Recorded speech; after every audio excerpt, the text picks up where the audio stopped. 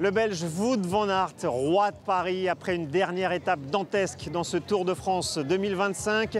132 km au départ de Mantes-la-Ville en région parisienne pour l'arrivée finale sur les Champs-Élysées. Mais au milieu de tout ça, il y avait 3 tours, 3 boucles autour de la butte Montmartre. Là où nous nous trouvons, c'est ici que s'est jouée cette dernière étape. Les organisateurs du Tour de France, forcément séduits par les images des Jeux Olympiques il y a un an, où il y avait une foule survoltée pour accompagner les cyclistes. Et nous avons assisté encore une fois à des scènes de liesse dans l'un des plus fameux quartiers touristiques de Paris. C'est même le point culminant, 130 mètres d'altitude à côté de la basilique du Sacré-Cœur.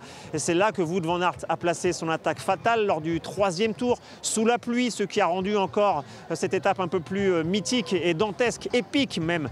Wout van Aert qui a placé son attaque dans la rue Le Pic, là où la pente est la plus raide, face à son rival Tadej Pogačar. Le Belge est parti remporter la dernière étape prestigieuse, mais au classement général, aucune conséquence. Tadej Pogačar est devenu officiellement vainqueur du Tour de France 2025, la 4e fois dans sa carrière.